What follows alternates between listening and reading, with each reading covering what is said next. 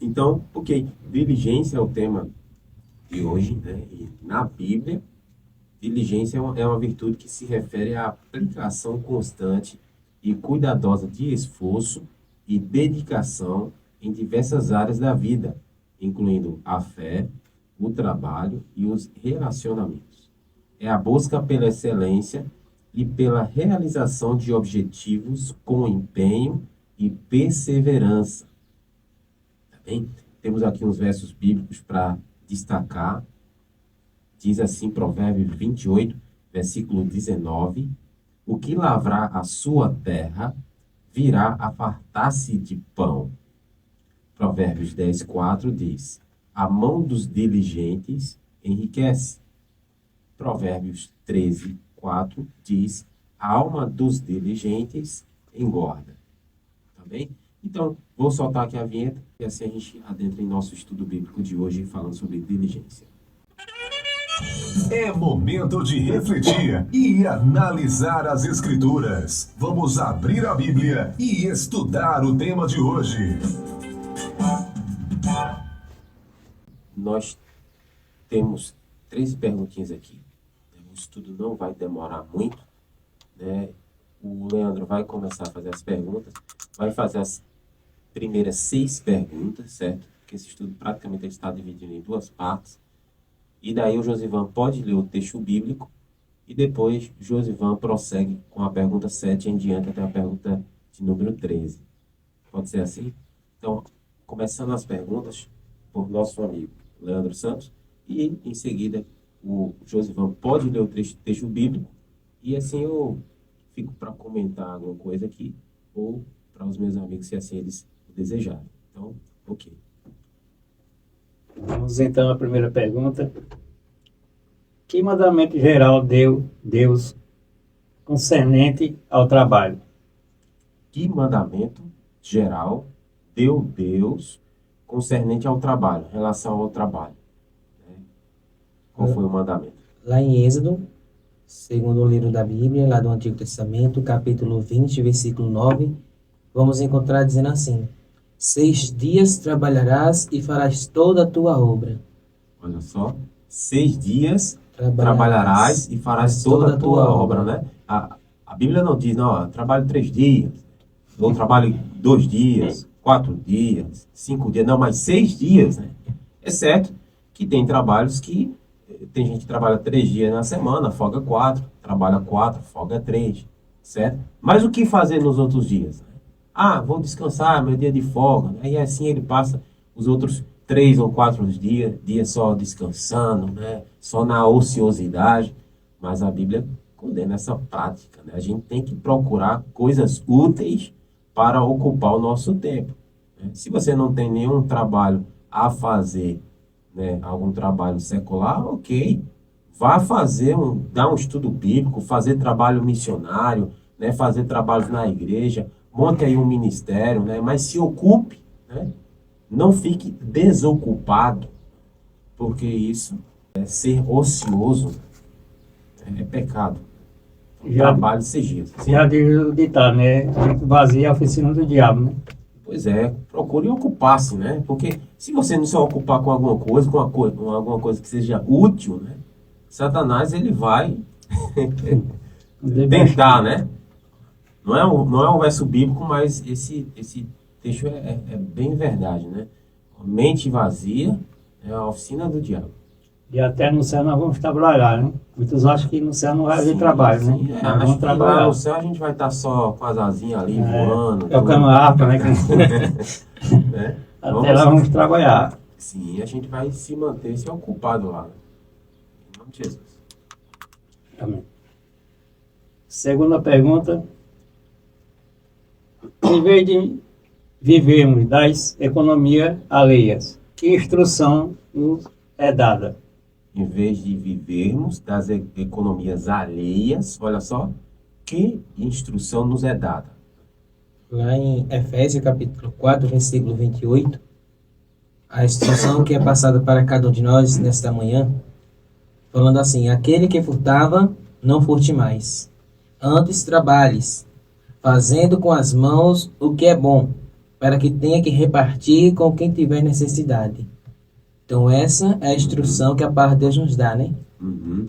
Aquele que furtava, Não não furte furte mais, mais. né? Várias pessoas estavam se convertendo ali ao evangelho, né? Inclusive pessoas que roubavam, ladrões, e pessoas que se aproveitavam de outras pessoas para poder ganhar vantagem, né? Para poder extorquir ali, né? Pessoas que trabalham em negócios, né?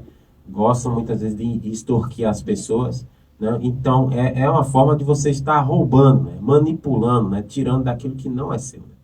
Aquele que furtava, não furte mais. Antes o quê? Trabalhe, né? Fazendo com as mãos o que é bom. É que eu entendo, né? Trabalho é uma coisa boa, né? Dignifica o homem. Né? Agora veja, uma pessoa que compra ali, trabalha, compra ali o seu celular, uma roupa, um computador, enfim, né? Às vezes parcela até 10, 12 vezes ali, tá, né, pagando, trabalhando, se esforçando para pagar ali aquele aparelho, e de repente chega um ladrão e leva, em poucos minutos, leva aquele celular, né? Um filho Não desviado. teve muito trabalho, né, para poder adquirir aquele bem que era de outrem, né? E aquele, ele fala, né, antes trabalhe, né, fazendo o que é bom, para que tenha que repartir com o que tiver necessidade. Você tem que trabalhar ao ponto de você ter realmente recursos para ajudar outras pessoas, né? Esse aqui é o que diz a palavra de Deus, né? Ao ponto de a gente ter com que ajudar as pessoas que estão em necessidade. Ajudar as pessoas e ajudar a pregar o evangelho também, né? Ajudar a pregar o evangelho também, né? Usar dos seus recursos para a pregação do evangelho. Exato. Muito importante. Terceira pergunta. Que regra geral apresenta São Paulo sobre esse particular? Sobre esse particular, né? Então, a regra geral que São Paulo apresenta, lá em 2 Tessalonicenses, capítulo 3, versículo 10, diz assim: Porque quando ainda estávamos convosco, vos mandamos isto, que se alguém não quiser trabalhar, não coma também. Olha, se não quiser trabalhar, não coma. Tem pessoas, né, como o texto anterior a gente viu aqui, né, a gente vai ver outros exemplos, né, pessoas que furtavam, né, viviam de maneira desordenada, desocupado, ocioso, né. Só, para essas pessoas eu tenho um mandamento aqui para você, né, quem não quiser trabalhar, que também não coma. Pronto, né, não quer trabalhar, né, só quer viver à custa dos outros, né, a gente vai chegar, quem sabe até comentar aqui, né, dos benefícios sociais, né, do governo, né? Não quer trabalhar? Não coma também, né? Leandro, acho que Leandro vai recordar assim. Lá na Vila de Lagoa do Souza, tem uma colega da gente, tem uma irmã, Donione, a mãe de Geraldo Gomes, que ela sempre planta, né, milho, feijão, essas coisas e tal. Antes dela mesmo colher, alguns já vão lá e carregam. Antes dela colher, já, quando ela vai chegar lá, não tem mais nada. Aí eu me lembrei dela quando eu li esse versículo bíblico, né? Alguém que não quiser trabalhar, não coma. Não coma também, né? Então a questão é essa, que muitas vezes nós se encostamos em alguém esperando. Vamos dar um exemplo, principalmente hoje em dia, na comunidade que vivemos hoje em dia, na sociedade. Muitos filhos aí, com 30, 40 anos, já barbado aí, ficam em casa esperando apenas o pai ou a mãe receber a sua aposentadoria para gastar o dinheiro deles, né? Não, e aí nessa idade ainda acho que tem o direito, né? E os pais o sustentar, né? 30 anos, 40, 25 anos, poxa, em casa ainda a depender dos pais. Então é aquele negócio, não quer trabalhar, então não vai comer. Mas não, ultimamente nós estamos vendo aí pessoas que não estão fazendo esforço algum e estão tendo aí estão desfrutando de coisas alheias, né? Como falou o versículo anterior, que das coisas alheias que nós não podemos, né? Gastar, como possamos falar direito. Não podemos desfrutar de coisas alheias, porque muitas vezes nós só quer aquele daquela pessoa, ou muitas das vezes mesmo, quando nós vemos alguém desfrutando, nós falamos, com que dinheiro aquela pessoa conseguiu? Como foi que aquela pessoa conseguiu? Então, muitas das vezes a gente só quer saber das coisas alheias, mas nós não observamos o sofrimento daquela pessoa para obter. Nós observamos o sofrimento que aquela pessoa fez para desfrutar. Ela trabalhou, por isso que agora ela está recebendo a recompensa. Então, a mesma coisa somos nós. Para nós receber a nossa recompensa, temos que trabalhar. Agora, se não quiser receber sua recompensa, se não quiser trabalhar, então sua recompensa não vai vir, não. Muitos procuram mais fácil, né? Muitos querem mais fácil, não querem se esforçar, né? Quarta pergunta.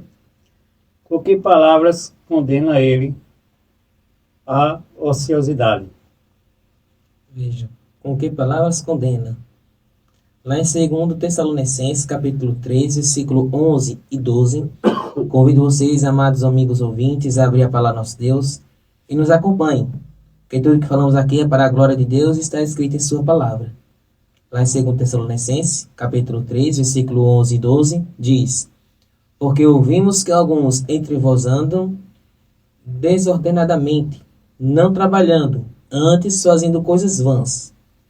A estes tais, porém, mandamos e exortamos porque o nosso Senhor Jesus Cristo, que trabalhando com sossego, coma o seu próprio pão.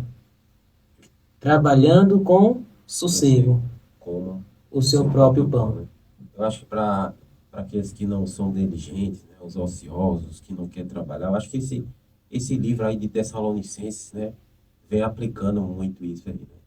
A gente já lemos aqui 2 versos bíblicos, né? Vamos ler outros mais, né, de Tessalonicenses que tem dado instruções quanto a isso, né? Então, ouvimos, né? Paulo ouviu, né, que alguns dentre eles andavam de forma desordenadamente, né, com desordem, não trabalhando, antes fazendo coisas vãs, né? Coisas que não são úteis, né? Coisas vãs. Ainda não trabalhando e ainda fazendo coisas vãs, né? A esses tais, porém, mandamos e exortamos por nosso Senhor Jesus Cristo, que trabalhando com sossego, como o seu próprio pão, né? Não fique a depender de outros, né, mas coma do seu próprio pão. Quem quiser viver a depender de outros, né, que não coma. Não seja um peso, né, para o seu irmão e nem para os seus familiares, né? Coma do seu próprio pão. Pergunta 5. E que se apresentou como exemplo o próprio apóstolo. Então, lá em 2 Tessalonicenses, mais uma vez, capítulo 3, versículo 8, diz: Nem de graça comemos o pão de um homem algum, mas com trabalho e fadiga trabalhamos noite e dia, para não sermos pesados a nenhum de vós. Veja, Paulo, né? Paulo, um grande exemplo aqui. Não porque ele falou, não, ele falou e mostrou isso na prática, né? A Bíblia diz, né? Aquele que prega o evangelho, que viva do evangelho, né? Sabemos muito bem, né, que os pastores, ali, os obreiros que trabalham ativamente na obra do Senhor, esses devem ser mantidos, né, pela a própria igreja, né? E até então, na nossa igreja, não sei se na sua igreja é assim, né, mas os pastores, né, na nossa igreja, não é permitido que ele tenha um outro trabalho, uma outra função, além de pastorear a sua igreja, né? Para que ele possa dedicar todo o seu tempo, né? 100% do seu tempo às necessidades da igreja, né? E o que é que a igreja faz? Ali, banca ali, né? Custeia, né, a vida ali daquele pastor, né? Ele ali tem o seu salário, né? Para que ele possa viver de forma digna.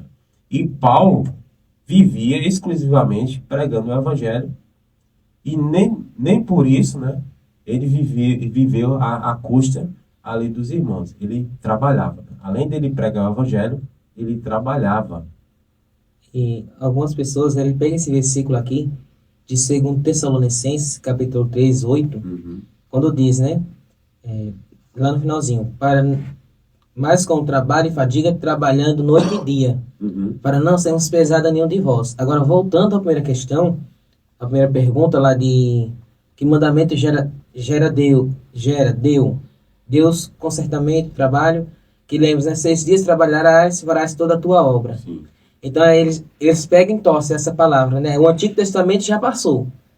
O Antigo Testamento passou, então não é mais para trabalhar só 6 dias. Porque lá em Tessalonicenses está dizendo agora, né? Lá o Êxodo, a palavra de Deus, que normalmente, quando ele fala o Antigo Testamento passou, é só os 10 mandamentos. Só os 10 mandamentos, que muitos para aí já acabou, já é inválido. Mas ele pega esse lá de Tessalonicense e fala: Deus diz que é para trabalhar de noite e dia. É para trabalhar noite e dia, que é para não pesar o seu irmão. Mas vamos lá pegar o contexto da história todinha, né? Sim, sim. Analisar o contexto, como foi que surgiu isso, para saber por que ele trabalhava de noite e dia e como ele trabalhava. Né? Sabendo também que o trabalho dele era preparando-se para o quê? Para proclamar o evangelho, compartilhar a palavra de Deus. Então ele não estava trabalhando só para ele estava trabalhando também com um propósito, né? Levar a mensagem de Deus a outras criaturas. Então, mesmo sabendo que era seu direito, né, ser mantido ali pela igreja, ele trabalhava, né? Ele dava o exemplo ali para não se tornar pesado aos seus irmãos, né? E pessoas não estavam vivendo dessa forma. Enfim, né? Vamos seguir aqui. Próxima pergunta, ainda Leandro faz, depois a gente volta para Josivan. Pergunta 6. Que trabalho foi imposto ao homem em consequência do pecado? Que trabalho foi imposto ao homem em consequência do pecado? Então, sabemos que todo pecado vai ter uma consequência, né? Toda ali o pecado que Adão e Eva praticaram, houve uma consequência que vamos saber lá no livro de Gênesis, primeiro livro da Bíblia, lá em Gênesis capítulo 3, versículo 19, que diz: uma vida de trabalho, ou melhor dizendo, no suor do teu rosto comerás o teu pão, até que se tornes a terra. Então veja. Até o final da sua vida. Então, do suor do teu rosto, né, comerás o teu pão. Veja, no sol quente ali. Eu vim com o Leandro lá da casa dele, a pé. E esse sol aí que tá bem tranquilo, graças a Deus. Vamos dizer o contrário, né? Tá bem tranquilo, não dá para queimar-se de jeito nenhum. Só pegar uma bronze. Esse suor ali, eu disse, meu Deus do céu, imagino esse pessoal que antigamente trabalhava na roça, ali suando, dando seu esforço ali para conseguir o seu pão de cada dia. Então, quando Deus falou, né, do suor do teu rosto comerás o teu pão, até que se tornes a terra. Então, vê, se viver 1000 anos, ia trabalhar 1000 anos ali suando, sofrendo para ter as suas coisas. Mas quando fala ali o suor no seu rosto, não é só o suor que realmente vai estar caindo do rosto, aquelas gotas pingando, não. É o seu esforço, seu sofrimento para conseguir se manter ali até que nós nos tornamos a terra, porque da terra nós somos feitos e a ela voltaremos. Então isso é o que nós está dizendo. E aqui uma pequena frase, não sei se dá tempo ainda de comentá-la. Não, pode ler. É aqui diz assim, ó: uma vida de trabalho e contínuo no mundo amaldiçoado com ervas daninhas, espinhos e cardos, foi indicada ao homem em consequência da entrada do pecado. Isso era parte da maldição. Não obstante, mesmo isso foi imposto com amor, e sob a circunstância estão vigentes, e uma bênção disfarçada. Foi uma disciplina que se tornou necessária por causa do pecado, para pôr um freio em descendências. A condescendência, né, com o apetite. Não cheguei nisso ainda não. Para pôr um Freio, a condescendência com o apetite e as paixões, para formar hábitos de operiosidade e domínio próprio, e ensinar lições de vencer o mal. Se o homem não fosse levado a trabalhar assim, seus pecados e miséria seriam multiplicados inúmeras vezes. Misericórdia. Pois é, né? Então, aqui é um texto grande, Deus né? deu uma ocupação, né, ao ser humano para que realmente ele trabalhasse ali, né? E a mulher como auxiliadora, né, manter-se ocupados para que realmente eles pudessem, né, como diz aí, né, vencer o mal, né, não sofrer as tentações, né, não condescender com os apetites e paixões, né, mas enfim. Então, por isso que de vez em quando eu penso que um trabalho é uma bênção. Por quê? Sim, sim. Quando você está trabalhando, você está ocupado, você não tem tempo de pensar em outra coisa. Quando você está trabalhando, você só pensa em querer ir embora para casa. Pois é. Então, você não vai ter tempo ali, muitas das vezes, nem para pensar em pecar e para fugir da presença de Deus, né? Por isso que diz, mente vazia é a oficina do diabo. Porque realmente um trabalho, ele ocupa a nossa mente. Fica ali preocupado em dar o seu melhor em fazer tudo que é lhe passado segundo as ordens. Por isso que realmente é bom ali o trabalho para nos distrair E muitas das vezes é afastar do nosso pecado, né? Que o pecado ali, como sabemos, o inimigo fica ao nosso derredor, querendo nos atacar. E através do trabalho, muitas das vezes, nós não vamos ter tempo em pensar em impurezas. Tá. Vocês querem continuar com esse formato ou quer... Como é que diz? Não pode estar do jeito que você falou logo no início. Tá. Agora eu continuo com as perguntas e Leandro lê os versículos bíblicos. Pergunta 7ª diz: quais são alguns resultados da operosidade? Quais são os resultados da operosidade, né? Lá em Provérbios, capítulo 13, e o verso 4 nos diz: o que lavra a sua terra virá a fartar-se de pão.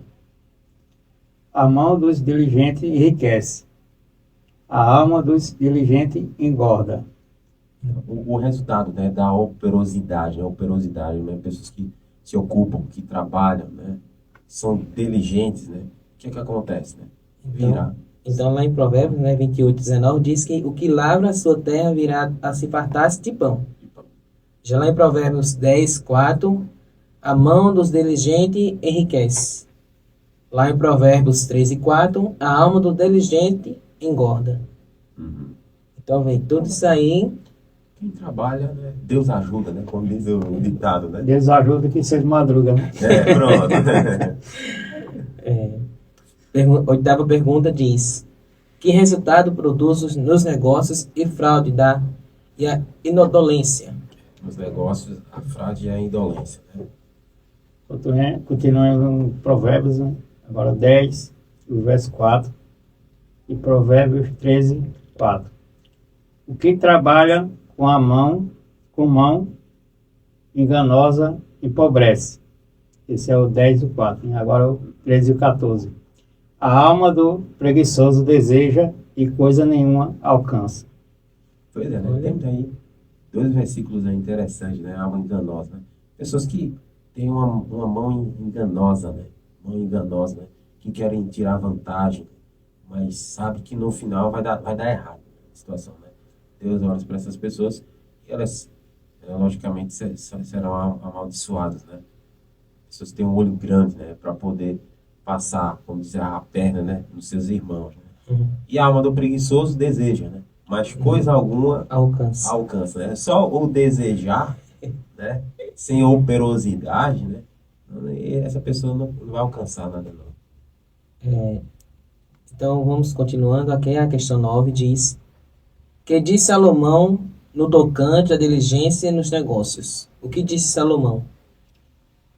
Eclesiastes 9, 10 nos diz: tudo quanto te vier a mão para fazer, faze-o conforme as tuas forças.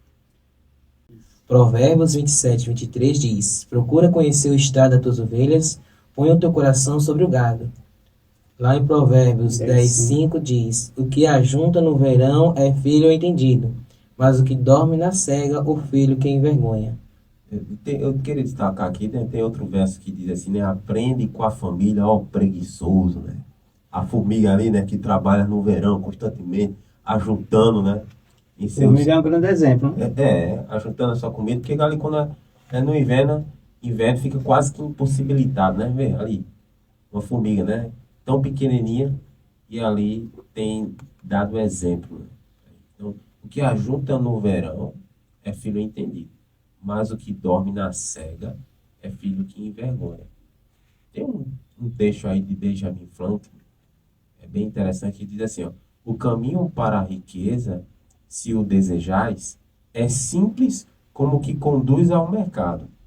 Depende de 2 palavras: operosidade e frugalidade.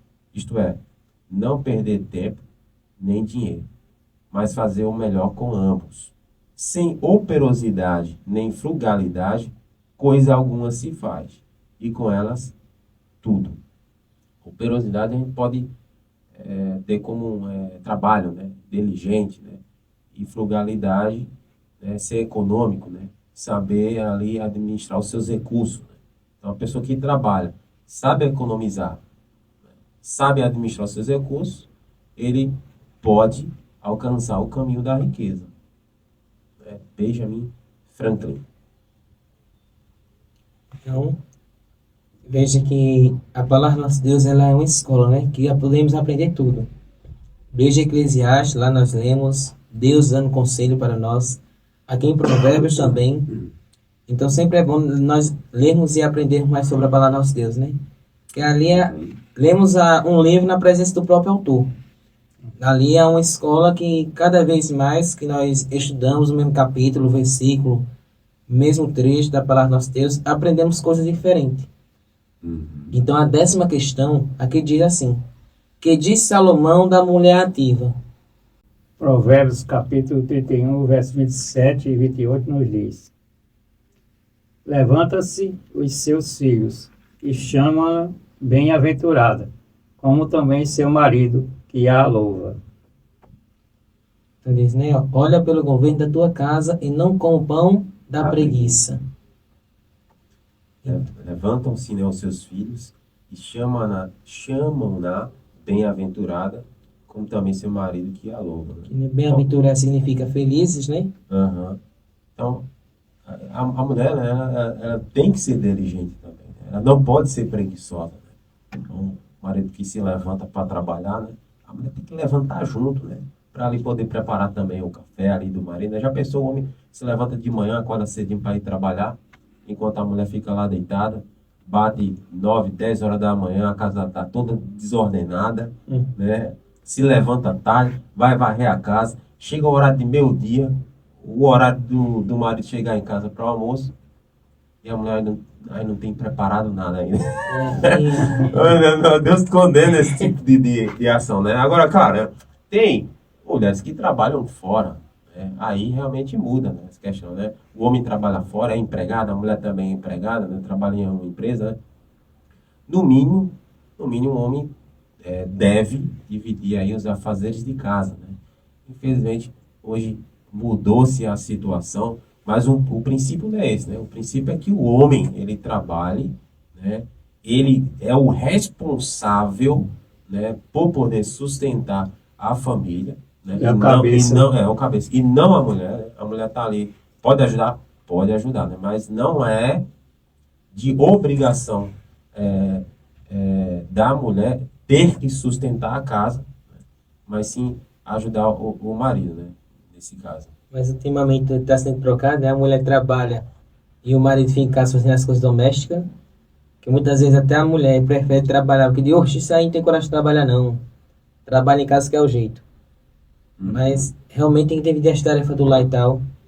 Tem que observar direitinho, porque muitas das vezes o marido trabalha, igual o Gleice mesmo falou, e a mulher fica ali, igual veja um vídeo no TikTok, o marido sai para trabalhar, eu sei que ali já é tudo combinado certo, e quando o marido tá chegando em casa, a mulher toda descabelada e começa a fazer uma coisa, fazer outra.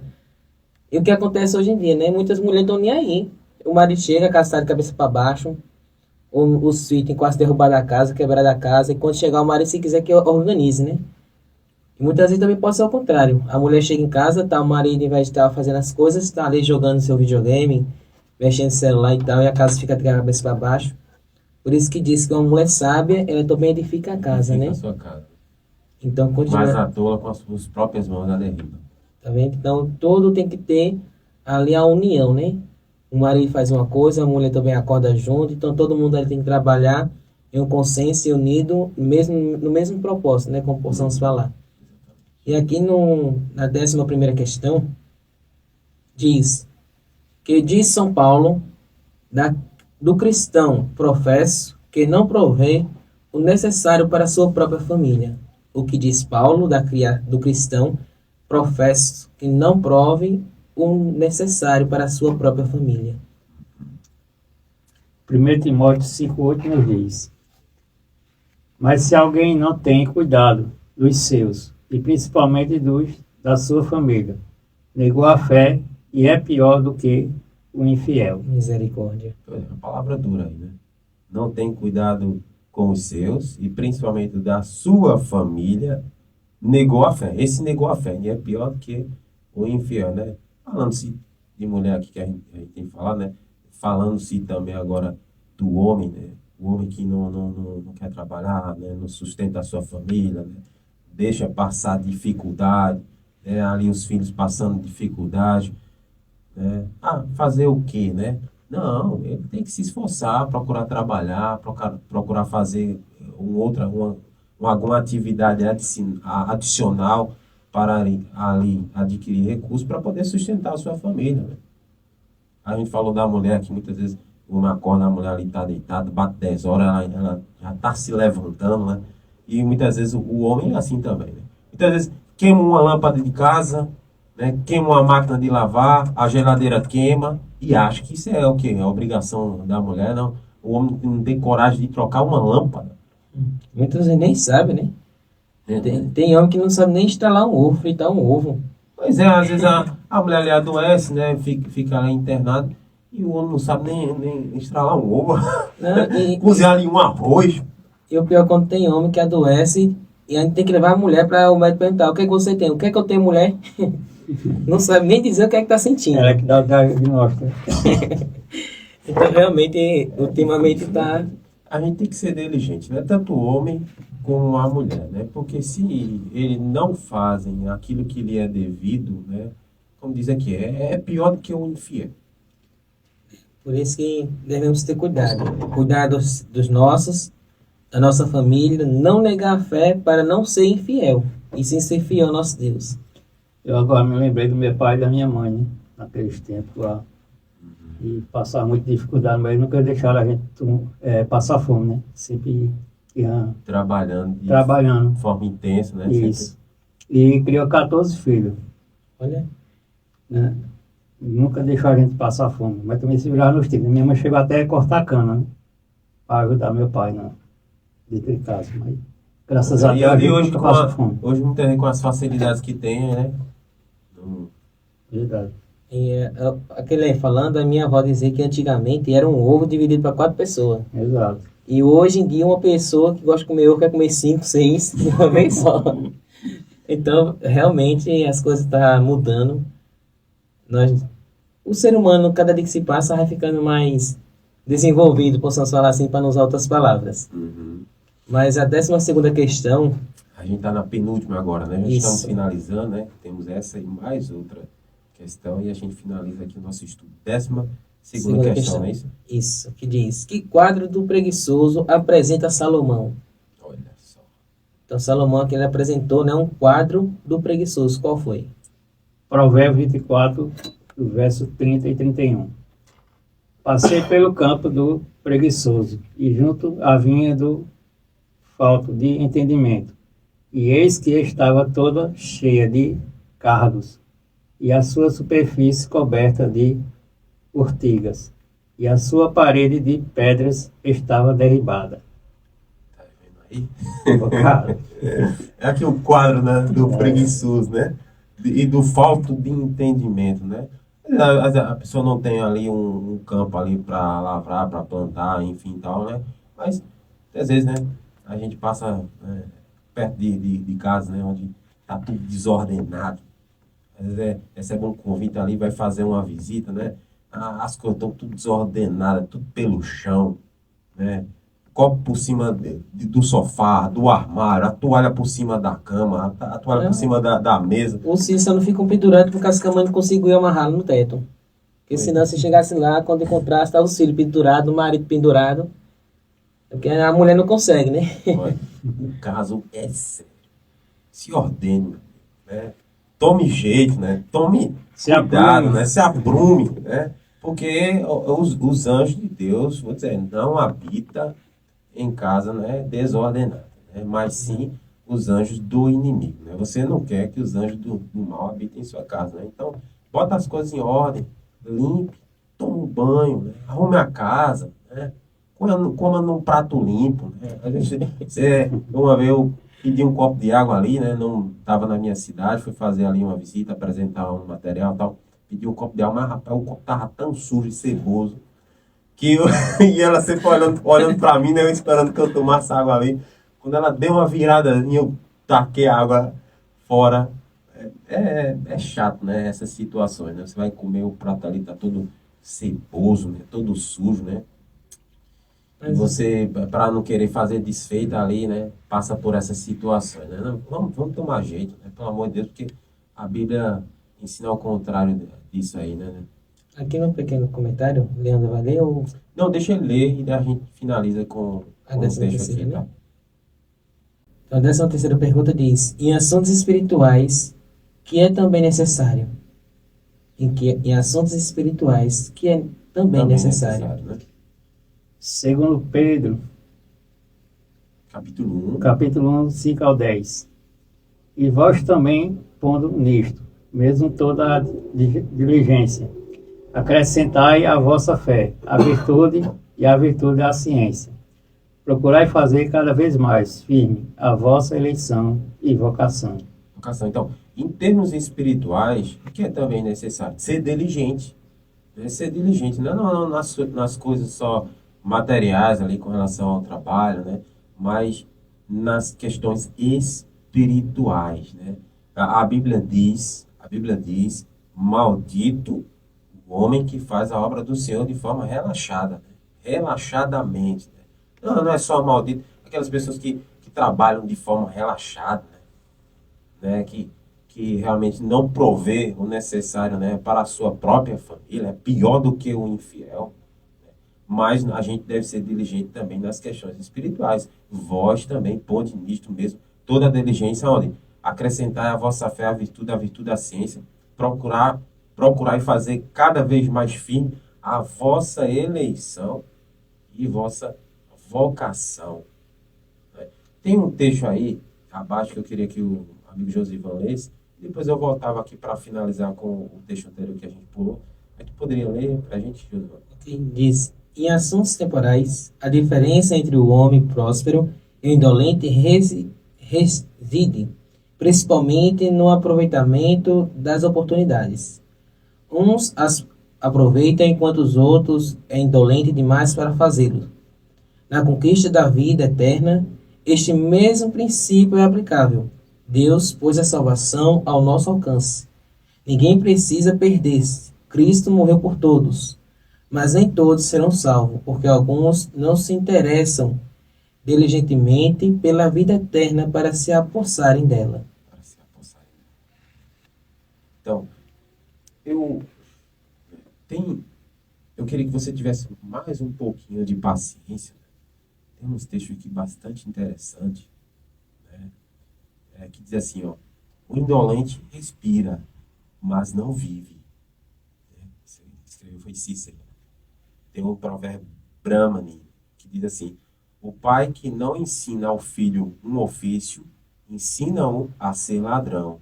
Tinha muito isso, né, antigamente, né, quando o filho ali, não, o pai não ensinava ali um ofício, né, não ensinava um trabalho, né, colocasse uma coisa útil para a criança ou não levasse para a escola, né, o filho tendia a ser alguém que não presta, né, a roubar, né. Pendia para o lado errado. Pendia para o lado errado, né. Hoje também acontece muito isso, né. Então, por Hoje isso, é que acontece bonito, né? por isso que a palavra de nosso Deus diz, né? Ensina o teu filho o caminho que se deve andar, para quando ele fique velho, não se esqueça e não se desvie dele. Exatamente. Aqui, ó, continuando. Quando a agricultura começa, seguem-se-lhe outras artes. Os agricultores, portanto, são os fundadores da civilização humana. Daniel Webster. Se o homem é indolente, a melhor disciplina a que pode ser submetido é sofrer os males da penúria. O homem é indolente ali, a melhor disciplina é ele sofrer os males da penúria. Nada pode ser feito com o homem que não quer trabalhar. Não temos em nosso plano de governo lugar para o homem que não queira pagar sua passagem pela vida com aquilo que faz. A capacidade para o trabalho é absolutamente necessária e de que nenhum homem se pode dizer que viva no verdadeiro sentido do termo, se não trabalhar. Theodore Roosevelt. E o último texto que eu queria ler para vocês aqui, de Gobiden. Acho que é assim. Né? A sorte está à espera de que alguma coisa aconteça. O trabalho, com visão aguda e a força de vontade, produzirá alguma coisa. A sorte choraminga, o trabalho assobia. A sorte confia nas oportunidades, o trabalho no caráter. A sorte resvala para a indigência, o trabalho ascende para a independência. A sorte fica de cama e deseja que o carteiro lhe traga notícia de uma herança. O trabalho levanta-se às 6 horas e com pena diligente ou martelo sonante lança o alicerce de um cadebal. Que textos interessantes, né? Vale a pena a gente tomar nota, né, de tudo aqui que foi lido, né, e trazer lições para a nossa vida. Né? Então, fica aí, né, última frase, né? Quem não quiser trabalhar, que também não coma. Né? Não fique dependendo de outros. Né? Tome vergonha na cara e vá trabalhar. 6 dias trabalharás, não é isso? Então, olha que essa lapada aí que possamos falar, essa tapa na cara quem dá, não somos nós, seres humanos aqui da rádio, é a palavra nosso Deus, né? Para depois aí as pessoas não olharem e dizer assim, mas os irmãos estão pregando isso para os preguiçosos. Nós estamos pregando que a palavra de Deus ensina. Então, tudo que nós falamos aqui foi porque a palavra nosso Deus nos orienta a segui-la. Né? Se realmente não quiser trabalhar, então não coma. Então, não fique dependendo das coisas alheias, trabalhe. E foi o que nosso Deus disse. 6 dias trabalharás e farás para ti toda a tua obra. Então, do sol do teu rosto comerás o pão, até que do pó você volte. Então, tudo isso é a palavra do nosso Deus.